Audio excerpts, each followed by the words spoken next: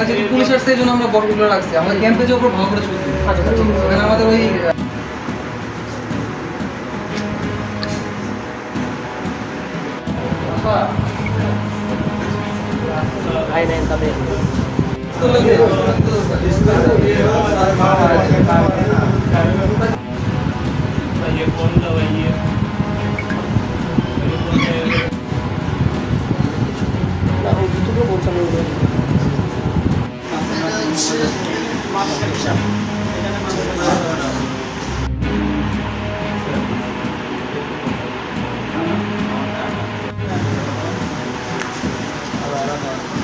সবুজটা বাদ দেন, ওটা কন্ট্রোল আছে।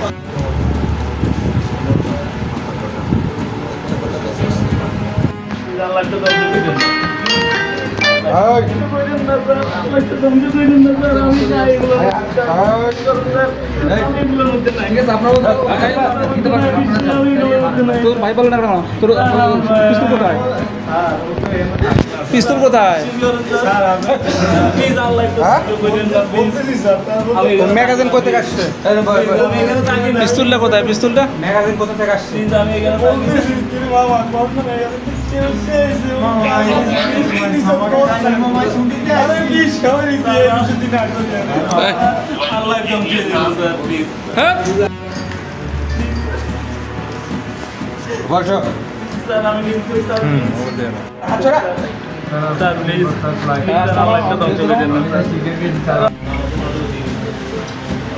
আমরা বেসিক্যালি এখান থেকে হচ্ছে আমাদের ক্যাম্পে নিয়ে যাবো, নর্মাল কিছু ছবি তুলতে পারেন আমার মতো।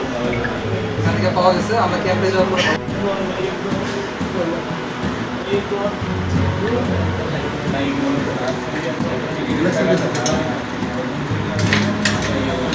যে অস্ত্র দুটা পাওয়া গেছে না, ব্যাগ, এটা ব্যাডমিন্টনের একটা ব্যাগ ছিল, ব্যাডমিন্টনের ব্যাগে নিয়ে যাবো ওইটা।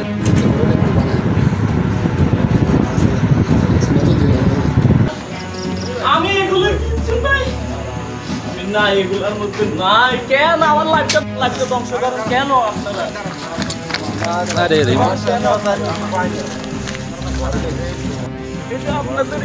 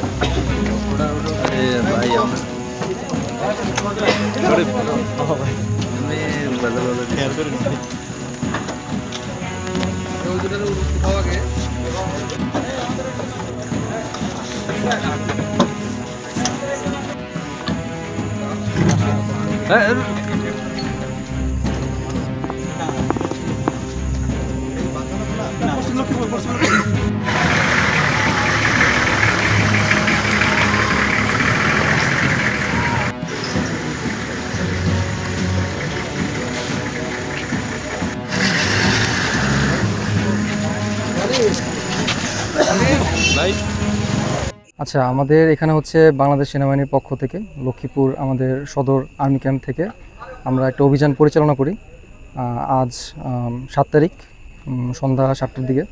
তো এই বাড়ি থেকে আমরা হচ্ছে বিপুল পরিমাণে অস্ত্র, অ্যামুনেশন আর হচ্ছে ইয়াবা এগুলো হচ্ছে উদ্ধার করার পর এখানে আরও স্পটে 3 জন আসামি পাওয়া যায় যারা হচ্ছে এগুলোর সাথে সম্পৃক্ত। আর পুরো বিষয়টা আমরা গোপন সংবাদের ভিত্তিতে অভিযানটা পরিচালনা করেছি। তো আমরা এখন তাদেরকে সাকসেসফুলি অপারেশন একটা ছিল, আমরা ধরতে পেরেছি তাদেরকে। এখন আমরা তাদেরকে পুলিশের মাধ্যমে আমরা তাদেরকে পুলিশের কাছে হস্তান্তর করেছি। আমরা হচ্ছে 2টা এলজি পেয়েছি আর কিছু ধারালো অস্ত্র পেয়েছি। মাদক পেয়েছি আমরা বিপুল পরিমাণ ইয়াবা পেয়েছি, ইয়াবা আর কিছু আলামত পেয়েছি যেটার মাধ্যমে বোঝা যাচ্ছে যে এখানে গাঁজা সেবন করতো তারা এবং এটা বিক্রিও করতো। আমরা কিছু কাগজপত্র পেয়েছি, নোটবুক পেয়েছি, তারা হচ্ছে ওগুলাতে নোট করতো। বেসিক্যালি হচ্ছে এটা তারা হিসাব করতো, এই বাড়িটা থেকে হচ্ছে পরিচালনা করতো তাদের এই অপরাধ কর্মকাণ্ড। এখান থেকে তারা হচ্ছে বিক্রি করতো, মেনলি ইয়াবা বিক্রি করতো, গাঁজা বিক্রি করতো, তারা সেবনও করতো প্লাস হচ্ছে বিক্রি করতো।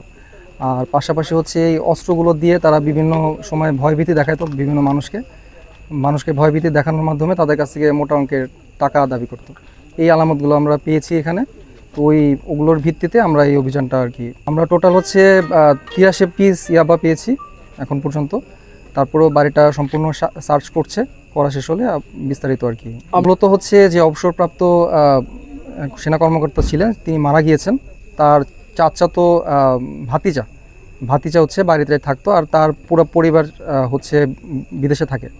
তো যেহেতু তার পরিবার বিদেশে থাকে এবং বাড়িতেটা পুরো শূন্য পড়ে থাকে, খালি পড়ে ছিল, এর ভিত্তিতে আর কি কেয়ারটেকার হিসাবে হচ্ছে এই বাড়িতে হচ্ছে এই তার চাচার ছেলে মেনলি তারা ছিল বাড়িতে, এবং তারা হচ্ছে এই বাড়িটা যেহেতু খালি পড়ে থাকতো এই জন্য হচ্ছে বিভিন্ন ধরনের অপরাধ কর্মকাণ্ড পরিচালনা করতো এই বাড়ি থেকেই মেনলি। হ্যাঁ, একটা পিস্তলের 9mm পিস্তল, এটা আমরা ম্যাগাজিনটা উদ্ধার করতে পারছি। আমরা ধারণা করছি যে এর সাথে একটা পিস্তলও ছিল, বাট পিস্তলটা আমরা এখনও খোঁজ করছি, পিস্তলটা উদ্ধার করতে পারিনি। আমরা গোয়েন্দা তথ্যের ভিত্তিতে আরও তথ্য নিচ্ছি, তথ্যের ভিত্তিতে আমরা পিস্তলটাও ইনশাল্লাহ উদ্ধার করব ভবিষ্যতে। আর নগদ টাকার পরিমাণটা এটা সম্ভবত 36,000 প্লাস আর কি।